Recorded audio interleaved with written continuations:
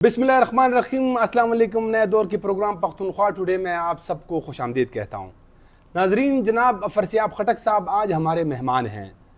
अफरसियाब खटक साहब किसी तारुफ के मोहताज नहीं हैं, मुल्क की सीनियर सियासतदान हैं, दानिश्वर हैं, ऐवान बाला यानी सेनेट के रुकन भी रह चुके हैं। इसके अलावा अफरसियाब खटक साहब को पाकिस्तान और बिलखसूस अफ़गानिस्तान के पॉलिटिक्स पे बड़ी गहरी नज़र रही है। वो कई सालों तक अफ़गानिस्तान में रही भी हैं। तो आज हम जो मुल्क की सूरत हाल है, मुल्क में जो सिक्योरिटी की सूरत हाल है बिलखसूस खैबर पख्तूनख्वा में और अफ़गानिस्तान के साथ उसका एक तनाजुर बनता है, तो उस पर ख़ुसूसी तौर पर बात करेंगे। अफरसियाब खटक साहब, आपको प्रोग्राम में खुशामदीद कहते हैं। शुक्रिया, बड़ी मेहरबानी आपकी। खटक साहब, ये जो अभी हालिया दिनों में फिर से सिक्योरिटी की जो सूरत हाल है वो हम देख रहे हैं कि दिन ब दिन वो बिगड़ती जा रही है। टीटीपी के जो हमले हैं उनमें तेज़ी आ रही है, और ये इसका एक तनाजुर है कि 2 साल पहले जब वहाँ पे इमारत इस्लामी की हुकूमत कायम हुई, तो उसके बाद से जो है ना, ये हमारे 2 सूबे जो ख़ासकर है बलूचिस्तान और पख्तूनख्वा, यहाँ पे सिक्योरिटी की सूरत हाल जो है ना बतदरीज ख़राब होती जा रही है। तो क्या वजह है आपकी नज़र में, क्या इसकी वजूहात क्या है? जी, मेरा गुजारिश ये है कि असल में जो पाकिस्तान की अफ़गान पॉलिसी है उसके अंदर ये ख़राबियाँ हैं और उसकी वजह से ये सब हो रहा है। अच्छा। मैं समझता हूँ कि जो उर्दू में किसी ने कहा था ना, कि किसी ने शेर में कहा था कि कहा हम ऊँट पे बैठें, कहा कोहान का डर है, कहा कोहान तो होगा। यानी आपने जो तालिबान को वहाँ पे बिठाया और आपने ऐलान किया कि उन्होंने ग़ुलामी की ज़ंजीरें तोड़ दी हैं, तो आपको ये अंदाज़ा नहीं था कि काबुल में जो चीज़ आएगी वो उनके दरियाओं की तरह इस तरफ भी रुख करेगी। तो ये तो या होना था। और फिर ये जो लोग कहते थे कि नहीं, ये टीटीपी अलग है और अफ़गान तालिबान अलग हैं, 14 साल हमारे साथ मुबाहिसे करते रहे जी। तो अब उन्होंने देख लिया है कि वो दरअसल एक ही तंजीम है, और अगर वहाँ वो कामयाब हुए हैं तो यहाँ भी वो चाहते हैं कि वो आ जाएँ। इसके अलावा बैन अवी फैक्टर्स भी हैं, क्योंकि जो बड़ी ताकतें हैं वो अगर कोई यहाँ नई वार ऑन टेरर शुरू करना चाहता है तो वार ऑन टेरर तो आप तब कर सकते हैं जब टेरर हो, यानी डिमांड और सप्लाई का सवाल है जी। तो मैं समझता हूँ कि ये दोनों चीज़ें जो हैं वो मिली हैं और हमारे लिए मसले पैदा हुए हैं। और बदकिस्मती से ऐसे नज़र नहीं आ रहा कि पाकिस्तान अपनी अफ़गान पॉलिसी पर नज़रसानी कर रहा है या कोई इस्लाह कर रहा है। अच्छा, तो ये जो अभी हालिया दिनों में आर्मी चीफ साहब ने पेशावर का दौरा किया था और वहाँ पे जो एक कबायली जरगा है उससे ख़िताब किया, उसकी जो तकरीर थी उसमें बाज़ ऐसी पॉइंट्स उसने रेज़ किए, अफ़गानिस्तान के हवाले से बड़े सख्त बातें किए। तो हमें हालांकि कई सालों में, यानी पिछले कुछ सालों में हमें इस तरह की बात किसी आर्मी चीफ़ के मुंह से देखने में नज़र नहीं आई कि जिसमें बड़े जो है ना एक किस्म के सख्त किस्म के अल्फाज का इस्तेमाल किया गया है। तो क्या मैसेज अब दे रहे हैं पाकिस्तान, क्या ऑप्शन है पाकिस्तान के पास? क्या वाकई अगर इस तरह की कार्रवाई यहाँ पे जारी रहती हैं टीटीपी के और अब इमारत इस्लामी अफ़गान तालिबान कोई कार्रवाई नहीं करते हैं, तो फिर पाकिस्तान वहाँ अफ़गान सरजमीन पे कोई कार्रवाई कर सकता है?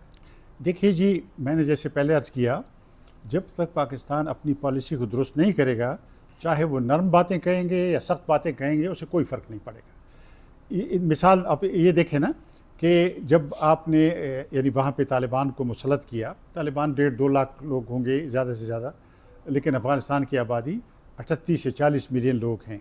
बाकी जो गैर तालिबान अफ़गान हैं उनको आपने बेगाना कर दिया, उनको अपने से गैर कर दिया जी। वो आपके मुखालिफ हो गए। अब ये जो तालिबान बैठे हैं इनसे भी आप दुश्मनी बोल लेंगे तो फिर अफ़गानिस्तान में आप कहेंगे अस्सलाम वालेकुम तो कोई वालेकुम अस्सलाम कहने वाला भी नहीं होगा। तो ये एक बैंकरप्ट पॉलिसी है।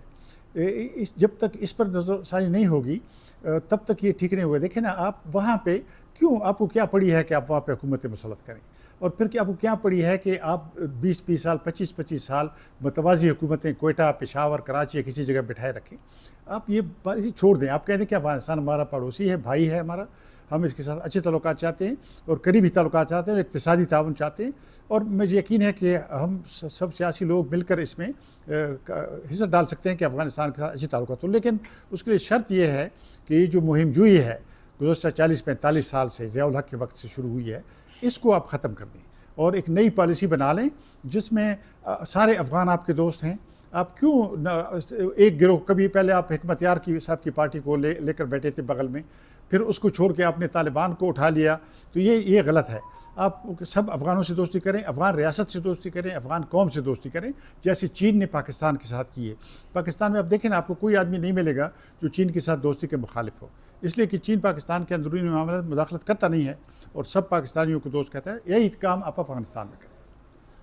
یہ آپ نے بڑی اچھی بات کی، لیکن یہ جو افغانستان کی پالیسی کی جب بات ہوتی ہے تو بہت سارے سوالات اٹھائے جاتے ہیں. تو آپ چونکہ اس پہ آپ کی بڑی گہری نظر رہی ہے، آپ کی خصوصی طور پر جو ہے نا افغانستان کے حوالے سے آپ کی بڑی اسٹڈی بھی ہے، تو کیا ہماری کوئی افغان پالیسی ہے بھی کہ نہیں اس وقت، یا جو ماضی سے ہم دیکھتے آئے ہیں کوئی ہماری پالیسی رہی ہے کوئی کنسسٹنٹ قسم کی؟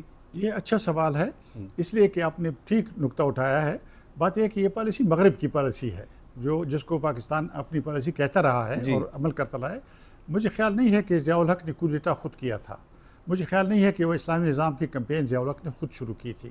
یہ بنیادی طور پہ مغرب کی ضرورت تھی، کیونکہ وہ سوویت یونین کے خلاف لڑائی شروع کرنا چاہتے تھے اور اس کو جہاد کا نام دینا چاہتے تھے.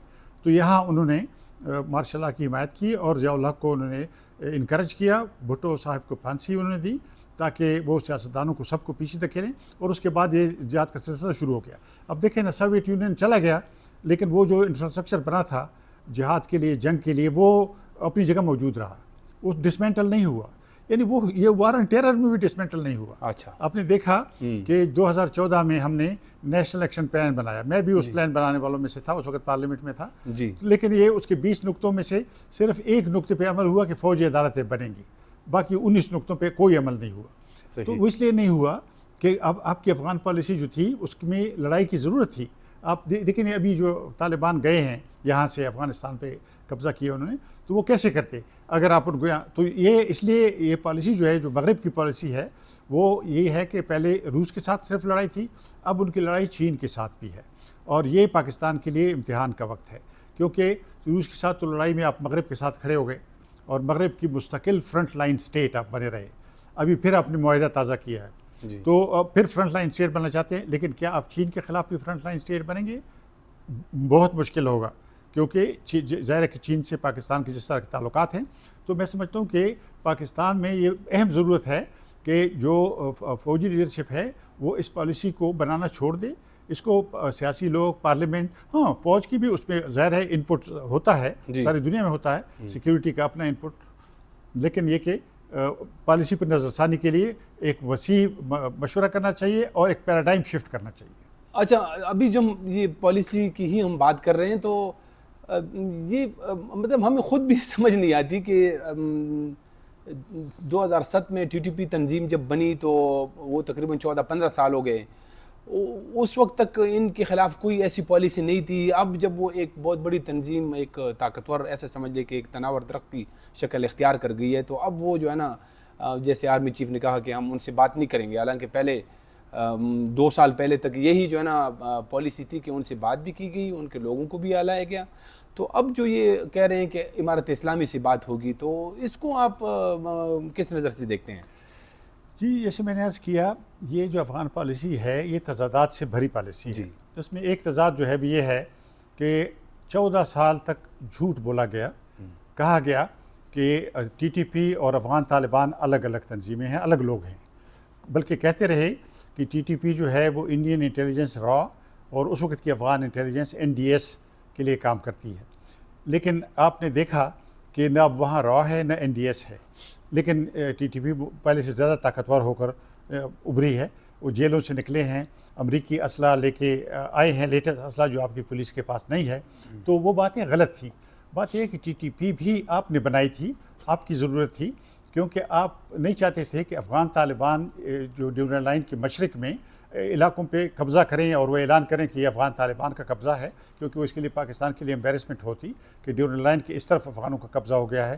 تو آپ نے ٹی ٹی پی بنوائی اور یہ ضلعے جو تھی آپ نے دی ان کو. اب باجوڑ سے لے کے وزیرستان تک یہ ضلعے کس نے ان کے حوالے کیے؟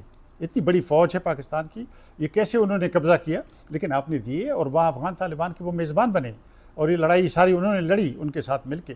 تو اب ظاہر ہے کہ وہ افغان طالبان کے ساتھ گہرے تعلقات ہیں، ایک آئیڈیالوجی ہے، ایک تنظیم ہے، ایک امیر ہے، انہوں نے بیعت کی ہوئی ہے. ہاں یہ ہے کہ ان کی مورال بڑے ہیں, اور یہ ہے کہ انہوں نے اب ایک طرح سے پیرالل اسٹیٹ کی پالیسی شروع کی ہے جو پہلے نہیں تھی. پہلے وہ ادھر ادھر حملے کرتے تھے, اب یہ کہ حملے وہ جو ریاستی لوگ ہیں, فوج ہے, پولیس ہے, سیکیورٹی کے ادارے ہیں, ان پہ حملے کرتے ہیں. اور دوسری بات یہ ہے کہ انہوں نے متوازی انتظامیہ بنانے کی کوشش کی ہے. تو یہ تو سیدھی شورش ہے, یہ دہشت گردی سے آگے کا مرحلہ ہے. تو یہ اگر انہوں نے شروع کیا جیسے افغان طالبان نے افغانستان میں کی تھی بہت سال پہلے, اور اس کا نتیجہ ہم نے دیکھا, تو یہ یہاں بھی اگر کریں گے تو اس کا کوئی نتیجہ ہوگا. میں سمجھتا ہوں کہ یہ جو ہمارے لوگ اب تک افغان پالیسی بناتے رہے ہیں, میں سمجھتا ہوں کہ وہ اپنی غلطیاں تسلیم کر لیں, ایک نئی افغان پالیسی بنے جس میں یہ ہو کہ ہمیں کیا پڑی ہے کہ افغانستان میں حکومتیں یہاں سے بھیجی جائیں. وہ افغانستان کے لوگوں کا کام ہے. اگر وہ طالبان کو ووٹ دیتے ہیں, کوئی ہمیں کیا اعتراض ہوگا اگر وہ افغانوں کی رائے سے وہاں حکومت میں آتے ہیں, یا کسی اور کو بادشاہت قائم کرتے ہیں, جمہوریت قائم کرتے ہیں, جو بھی کرتے ہیں وہ افغانوں کا کام ہے. اور پاکستان ان کو کہے کہ ہم دوست ہیں, ہم اقتصادی تعلقات بنانا چاہتے ہیں, سینٹرل ایشیا کے ساتھ تجارت کرنا چاہتے ہیں, ایران اور چین کے ساتھ بھی آپ دوستی کریں. میں سمجھتا ہوں پڑوسیوں سے آپ ساری عمر لڑائیاں نہیں لڑ سکتے.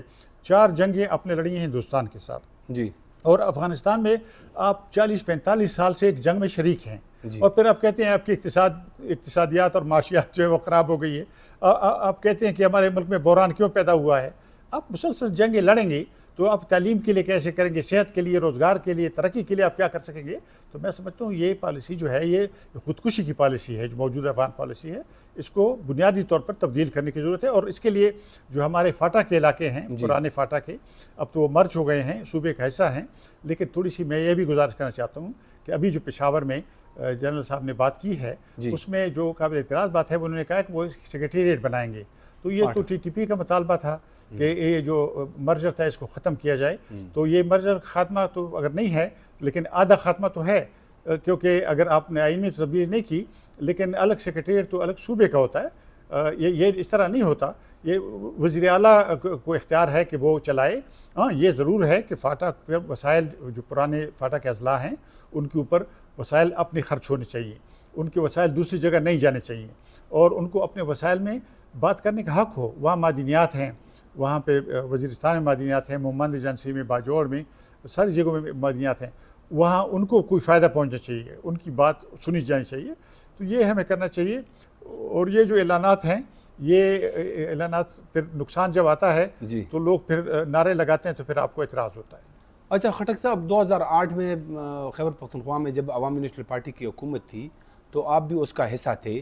اس وقت آپ لوگوں نے 2009 میں سوات میں امن معاہدہ کیا, اور وہ بھی ٹی ٹی پی کے ساتھ تھا. تو یہ جو جس طرح یہ امن معاہدے ہوتے ہیں تو اس میں سیاسی حکومتوں کی کتنی سی ہوتی ہے, کہ ان کو کتنا جو ہے نا ان کی ان پٹ شامل ہوتی ہے؟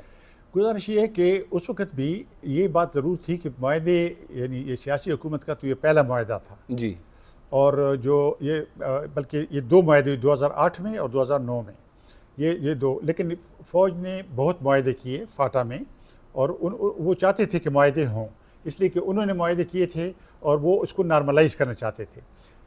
ظاہر ہے کہ یہ دباؤ اس حد تک تھا کہ چونکہ ہم کوئی اور فوج تو نہیں لا سکتے تھے, یعنی طالبان سے لڑنے کے لیے یا ان کو کنٹین یا ان کو محدود رکھنے کے لیے یہی قوت تھی. تو اگر یہ ان کے خلاف کارروائی نہ کرتی تو ہمارے ساتھ تو اور کوئی راستہ نہیں تھا. تو ہم نے مذاکرات کیے, لیکن ہم سیاسی لوگ تھے, ہم نے ایسے معاہدے نہیں کیے جس کو طالبان جو ہے وہ لے کے استعمال کر سکتے تھے. آپ نے دیکھا کہ 1 سے 4 دن کے بعد نکل گئے, اور دوسرے سے 1 دن بھی نہیں گزارا, وہ نکل گئے معاہدے سے پیچھے بھاگ گئے, اس لیے کہ ہم نے محنت کی تھی. ایسے معاہدے نہیں کیے تھے جس کو طالبان استعمال کر سکتے ہوں. فوج نے جو معاہدے کیے تھے اس میں مثلا ایسی باتیں درج تھیں کہ وہ پاکستان میں لڑائی نہیں لڑیں گے. اس کا مطلب یہ تھا کہ وہ لڑائی افغانستان میں جا کے لڑیں گے. ہمارے معاہدوں میں یہ نہیں تھا. ہمارے معاہدوں میں یہ تھا, پہلی 2 باتیں ہم کرتے تھے. پہلی بات یہ ہوتی تھی کہ ہم دہشت گردی اور تشدد سے دستبردار ہوتے ہیں. جی جی, پہلی بات نمبر 1. دوسری بات یہ ہوتی تھی کہ ہم ریاست کی ریٹ کو مانیں گے. یہ 2 باتیں پہلے ہوتی تھیں. تو یہ ظاہر ہے کہ ایسی باتیں تھیں کہ اگر یہ وہ مانتے تو پھر تو وہ دہشت گرد نہیں رہ سکتے تھے, طالبان نہیں رہ سکتے تھے. تو اس لیے وہ بھاگ گئے اس میں معاہدوں سے. تو ہمارے معاہدے اور ان معاہدوں میں تو فرق تھا, بڑا فرق تھا. ٹھیک. اچھا, یہ جو ابھی آرمی چیف صاحب نے پشاور آ کے جو جرگے سے خطاب کیا, تو ایک یہ بھی کہا جاتا ہے کہ چونکہ ابھی کچھ مہینوں کے اندر ہم نے دیکھا ہے کہ جب بھی کسی علاقے میں کوئی دھماکہ ہوتا ہے، کوئی کارروائی ہوتی ہے، تو اس کی دوسرے دن جو ہے نا وہاں پہ لوگ نکل آتے ہیں، بڑے بڑے مظاہرے ہوئے خیبر پختونخوا کے اندر، کوئی ان سال 1.5 سالوں میں 2 سالوں میں 40 سے زائد مظاہرے جو ہے نا ہوئے. کوئی ایسا شہر میرے خیال میں نہیں رہا ہے کہ جہاں کوئی کارروائی ہوئی ہے تو لوگ نہ اٹھے ہوں. تو اب ایسا ایک تاثر ہے کہ اب شاید جو ہے نا حکومت اور جو مقتدر ادارے ہیں ان کے ساتھ عوام اس طرح کی شامل نہیں ہے جس طرح پہلے تھی. جیسے انہوں نے 2014 کے بعد جو دہشت گردی کے خلاف جنگ میں تھوڑی بہت کامیابی حاصل کی تھی تو وہ عوام کی طاقت سے حاصل کی تھی. اب جو ہے نا اس طرح کی صورتحال نہیں ہے. آپ کیا کہتے ہیں؟ جی بالکل آپ ٹھیک سمجھے ہیں. دیکھیں یہ جو مظاہرے تھے یہ 2 چیزوں کے خلاف تھے. آپ نے دیکھا کہ لوگوں نے دہشت گردی کے خلاف نعرے لگائے، لوگ دہشت گردی کے خلاف ہیں، اس میں کوئی شک نہیں ہے. دوسری بات یہ کہ وہ جو پالیسی ہے حکومت کی اس کی بھی خلاف ہے. فوجی آپریشنوں کے خلاف انہوں نے آواز اٹھائی، اس لیے کہ یہ جو فوجی آپریشن تھی یہ عوام کے خلاف ہوئے، عوام کو نقصان پہنچا. تو میں سمجھتا ہوں کہ جو پالیسی ہے حکومت کی اسٹیٹ کی اس پر عدم اعتماد کا اظہار کیا لوگوں نے، اس لیے اس کی دیکھ کر تو اب تبدیل کرنا چاہیے نا جی. اب اگر آپ اس پہ بھی نہیں کریں گے تو پھر تو یہ لوگ بھی آپ کے خلاف ہو جائیں گے. تو آپ ٹھیک بات کرتے ہیں کہ پھر آپ دہشت گردوں سے کیسی لڑائیاں لڑیں گے. اور اصل بات یہ ہے کہ آپ باہر کی لڑائیاں نہ کریں. آپ ایسی پالیسی بنائیں جو اس ملک کی اور یہاں کے جو عوام ہیں ان کے مفاد میں، خصوصاً پشتونوں نے بہت سہ لیا ہے، کافی ہے. اب خصوصاً یہ جو اضلاع ہیں ان سے آپ وہاں پہ سول حکومت قائم کریں. اب وہاں جو فوج پولیسنگ کا کام کر رہی ہے یہ کام چھوڑ دے. اور میں سمجھتا ہوں کہ وہاں جو سول ادارے ہیں، عدالتیں ہیں، پولیس ہے، قانون ہے، اس کو اپنا کام کرنے دیں، ڈی ملٹرائز کریں جو پرانے اضلاع ہیں فاٹا کے. جناب افراسیاب خٹک صاحب، آپ کا بہت بہت شکریہ، آپ نے ہمیں وقت دیا. اس کے ساتھ ہی پروگرام کا وقت ختم ہو جاتا ہے. اجازت دیجیے. خدا حافظ. شکریہ.